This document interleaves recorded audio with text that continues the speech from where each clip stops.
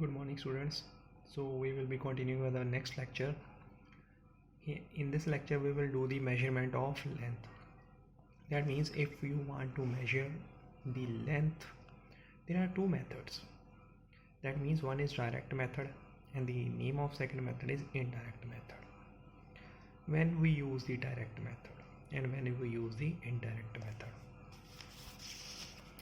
suppose you want to measure this much amount of length.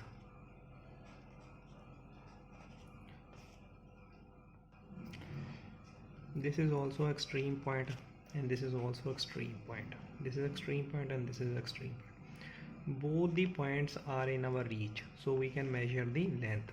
So what we apply? We will apply the direct method.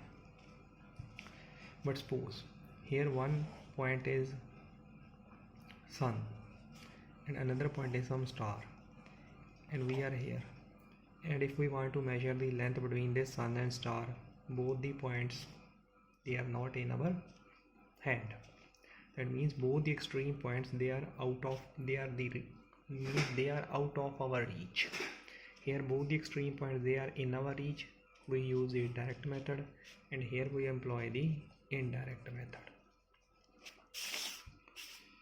So in direct method, both extreme points are in our reach, so we apply directly. We can use the measurement method. This is measurement method. What we use to measure in case of direct methods, we use the meter scale. The meter scale in your geometry, it can count up to 1 millimeter. Vernier scale in physics lab, it can count up to 1/10 millimeter. Means it can count up to 10th part of millimeter, and screw gauge can count up to 100th part of 1 millimeter. That means if you divide 100 parts of 1 millimeter, it can measure least count.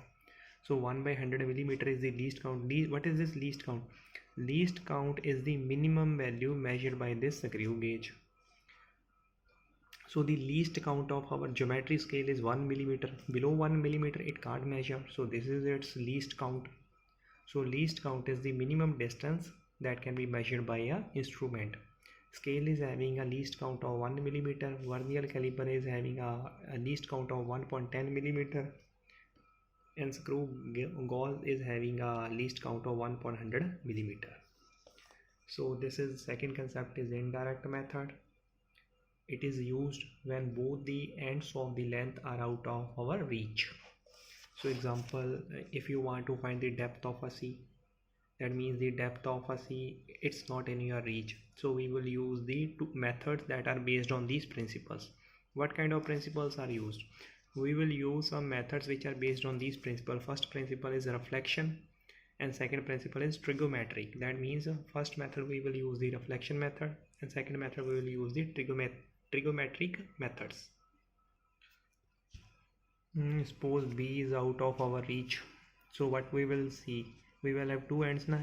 A is in our reach and B is not in our reach, so we will send the first we are discussing the reflection method. We will send some sound waves. These sound waves will go to the B spot and hit with the B spot, reflect back. They will take some time. Suppose they are taken time t, and the distance between A and B is suppose s. So the sound waves, they have covered s going there and s coming there. They have covered 2s. Suppose speed is v. Speed is equal to distance upon time. What is the speed we have taken? Speed we have taken v. What distance is covered by them? 2s is the distance covered by the sound waves. Total time taken t. We want to find the distance between A and B. That means our target is to find s, so t is in division mode. On that side it will become the multiplication, and 2 is in here multiplication mode, it will become in division mode, so s value will be equals to this. So what we are using? We are using the reflection method to measure the distance between A and B. So we are using the sound waves. You know that the frequency of sound waves, it has certain frequency, and the power of these sound waves go on decreasing as they cover more and more distance. So we use those waves of sound which are having higher frequency. Example is, we are using the radio waves in radar. we are using ultrasound waves whose frequency is above 20,000 hertz. That means doctors, they use the ultrasound waves to see the development of a baby, and this is known as sonography. Means doctors are using this ultrasound waves and reflection method to know the development of growing embryo in the uterus. So with the help of this sonar technology, we are able to find the depth of sea, as we have already read it in 9th class. Sonography, you are well aware to know the development of child in the uterus of a woman, and in this sonography, ultrasound waves are used. Radars are used to find the location of aeroplane that are flying in the air. So in radar, microwaves are used, and these microwaves, they are having large frequency and their power do not decrease with distance. So second concept is trigonometric method. So reflection method is done. Now we are moving on to the trigonometric method. In trigonometric method, now we are using a Sextant device. What is this Sextant device? This device is having two arms, like first arm and another arm. That means you can move this arm. Second arm you can move, and on second arm a telescope is fixed. What is fixed there? A telescope which can see a very large distance. So this arm is making an angle between them. So we will be dealing with these angles in trigonometric method. So our method is known as trigonometric method. Suppose you want to find the height of a hill. You know that this is the base of hill and this is the top of our hill. Base is in our reach, but top is not in our reach. So you will come here holding a sextant in your hand. One arm of the sextant will be in this direction, and you know this distance. You are standing here, you know the distance between this, and you open the second arm of sextant, move it. You will move it like this, and you will move towards the top of the hill and measure the angle that is made between the two arms. That means you will point the other arm of the sextant towards the top of the hill, and you will be able to find the angle theta. You know angle theta, you know the distance between the base and your position S. So your target is to find the height of hill. What is the height of hill? That means your target is to find the length, and we are finding length by using indirect methods. We have discussed this concept in 10th also. Tan theta, application of trigonometry. Tan theta is equal to h upon s. Perpendicular upon base is equal to tan theta. So what is the height? Height is equal to s multiply tan theta. So this will be the, so in this way you are able to calculate the height of the this hill. So this is a trigonometric method.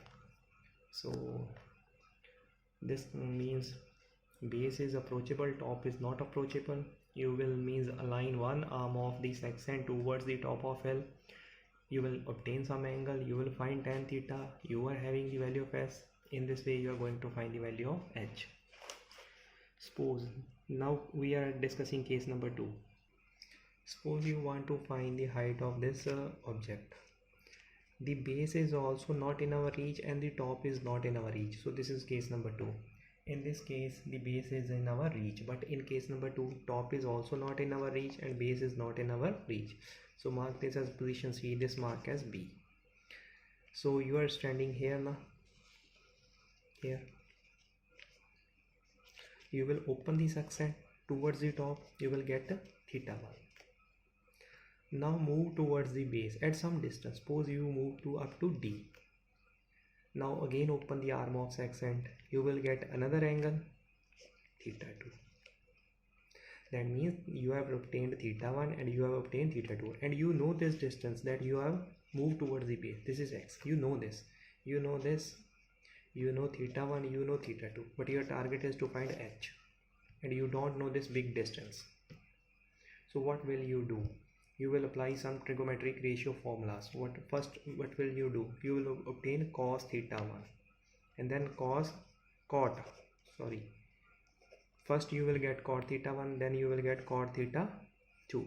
What is this cot theta 1? Base upon height. What is this base? What is the theta 1 base? So theta 1 is having a base of AB, and height already BC. Cot theta t is also equal to base upon height. What is the base of theta 2? BD. And what is the height of theta 2? That is also BC. What you are finding? You are getting the value of AB, you are getting the value of BD. This will be used in the further application. You know this is AB. So what is your target? Your target is to find this BC. You are having this value AD. You know that means you can get X. How you can get the X? You can get the X by first you will take AB, bigger AB. You will subtract this BD. If you will subtract BD from AB, you will get X. So X is equals to AB minus BD. And what is the value of AB? BC into cot theta 1. What is the value of BD? BD is equals to BC into cot theta 2. Put here value. AB is equals to BC into cot theta 1 minus BC into cot theta 2. So X is equal to BC common, cot theta 1 minus cot theta 2. What is the value of BC? The value of BC is H. You can put here H, cot theta 1 minus cot theta 2. You can also try along with me on your rough copy. So your target is to find H. This thing is in multiplication mode with H. On that side it will come in the dividation mode. X upon whole thing will come in is equals to H. You know the value of X because you have moved some distance. You know this X. You know the value of theta 1. You have measured it with Sextant device. You know the value of theta 2. You have measured it with Sextant device. So you will get the value of height without knowing, means when the base is also not approachable and when the top is also not approachable. So this is the concept. You can also derive this concept. This is also indirect method by using the principle of trigonometry. We are discussing how we can measure the length by using the indirect methods. Suppose you are the observer here. First you are observing A. That means your direction of observing is this side. Then you are observing B. Your direction of observing is this side. And suppose the distance between this A and B is X. And what is the angle between two arms? Suppose theta. Suppose OB is R. So what has been created? This is a kind of arc. This is radius and this is theta. What is angle? Angle is equals to arc upon radius. So here what acts as an arc? AB acts as an arc. What acts as a radius? OB acts as a radius. And what is angle? Angle is theta. So what is the value of AB? X. And what is the value of OR? So if you know this R, if you know this theta, you can calculate X. So X is equals to theta into R. So theta will come in radian. It will come in radian. So if you know this, that means this concept, how we can apply this concept? You are observer. You are seeing the moon. This is the one end of moon and this is the other end of moon. You know theta, you know R. Then you will be able to calculate the diameter of moon by this method. So what this method is known as? So the angle between two observations is known as parallax angle. Parallax angle. So this method is known as parallax method. Now we will discuss the parallax method of length measurement. Means we can use it to measure the diameter of celestial bodies, the bodies which are present in space. So you know that this is first observation point, this is second observation point. Means this is the direction to first observation point and this is the direction of second observation point. So the angle made between the direction of two different observation points, that is known as parallax angle. And by this we can measure the diameter of our moon also, we have already talked. So we will use this method now. Suppose you want to find the distance of a star from Earth. There are three types of stars. One stars are very near to Earth, one are at medium distance, and one they are very far away. That means there are three types of stars that are very near to Earth, medium distance, and very far away from Earth. Our target is to find the distance of a star which is at medium distance from the Earth. So we will use this parallax method. For means finding the distance of star, you need to know first two things. That means first thing and second thing. What is this first thing? You know that sun is very far away from us. Light is coming from sun on Earth. Suppose you are here at A position. That means rays are reaching to you at 90-degree angle. Means direction is 90 degree. You have moved suppose to B location, that is 15 kilometer. You will think that the direction of rays now going to change because you have changed your position. No. If the light is coming from a very far away distant source, that means its direction will not going to change. If it was 90, after moving 15 kilometer, it will be 90 because this distance is lakhs of kilometer,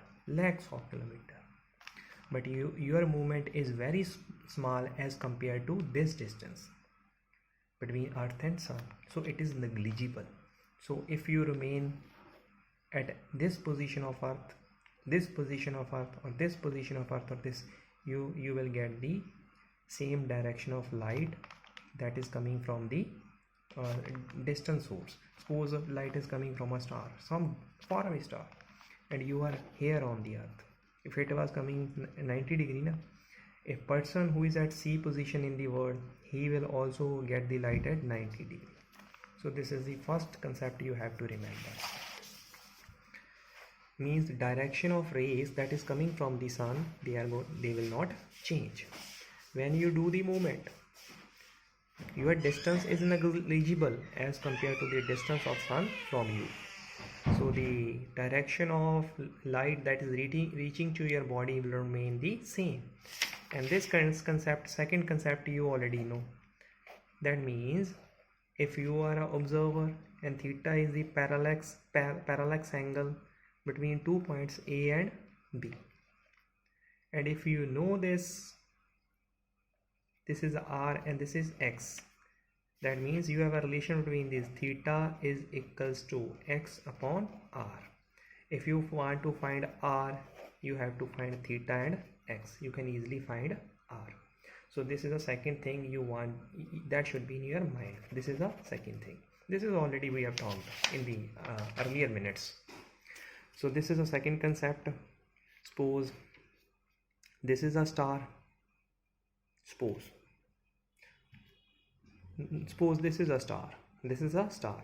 First you are observing the star from here, then you are observing the star from here, and you know this X. You already know this X. What is the distance between this? And you have calculated theta. Then you will easily be able to find the distance of a star. Suppose this is star, and location is this. This is R. This is also R. Means R is the distance of star from you. And if you will be able to calculate theta, and X you will already know because A to B you have covered.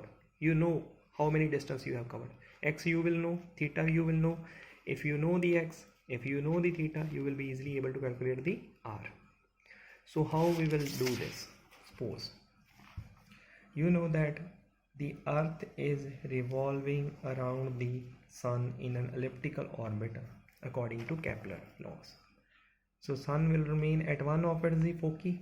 So here is Sun and this is Earth. and suppose Earth is at here. Suppose this is January month of the year, and there is a star, medium distance star. And this is the direction of observation of star. This is the direction. This. And here is a star. Here is a star that is very far away. That is very far. And the light from this star is reaching to you at this direction. You will take sextant. You will open the sextant first arm in the direction of light that is coming from this star, very far away star, and the second arm of sextant you will face towards this medium distance star, and you will get this angle. You know this sextant, it has two arms. On one arm telescope is fixed and it is giving the theta. This VR means facing toward a faraway star, and this VR facing toward a medium range star, means telescope will be faced towards this star, and the first arm of sextant device will be faced towards star number 1. You will get the theta. That means you have measured this. Suppose name it as theta 1. You can do that. This is step number 1. You will wait for 6 months. January, February, March, April, May, June, July. In July, the Earth will come here. You know that. This is the second case.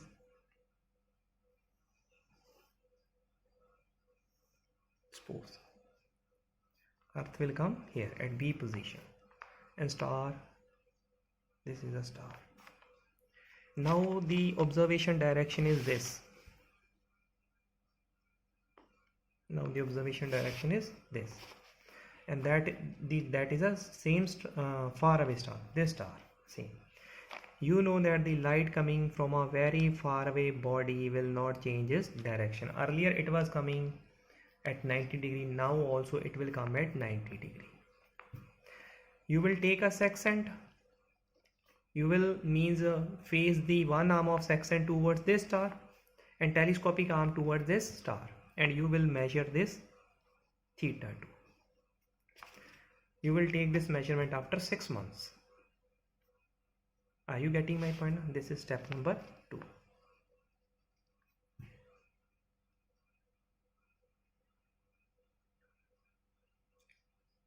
And third thing is, the Earth moves around the Sun in an elliptical orbit whose diameter is 2 AU. That means you know this distance. This is Earth. It moves around Sun whose diameter is 2 AU. That means this is known to us. So we have taken this point as A, and so we have taken this point as B. That means from A to B distance we already know, that is 2 AU. And what is this AU? Astronomical unit. You can convert it into SI unit according to just listen to our previous lectures. So this is step number 3 that we already know. So what we have got? We have got the concept like this. That means this is star. You have got this theta 1. This is bigger star. This is A position.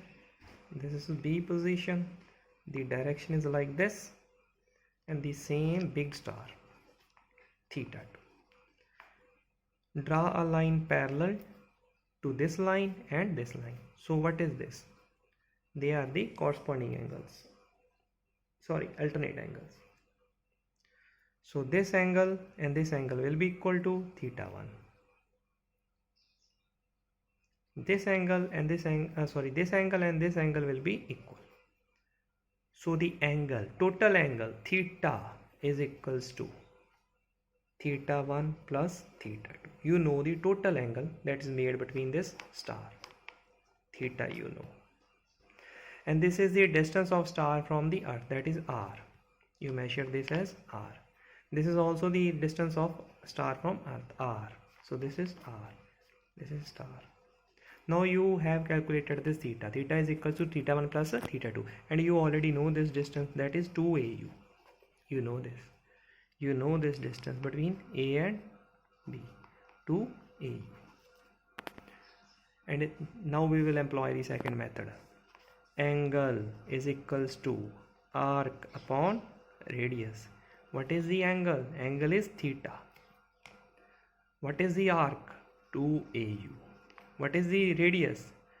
Distance of star. Distance of star. So your target is to find the distance of star.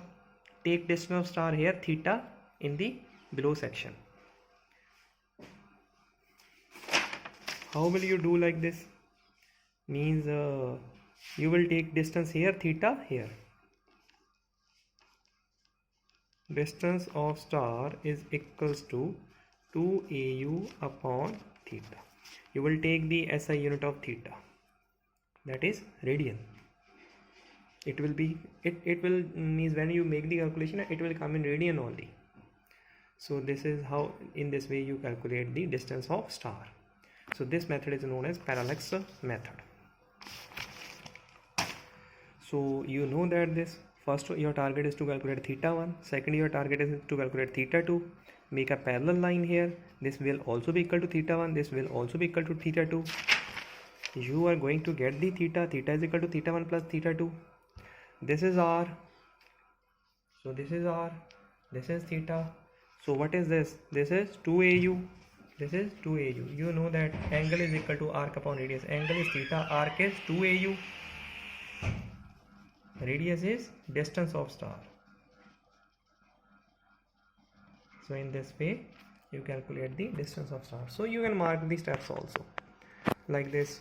Means spot one far away star. You have spotted this far away star S.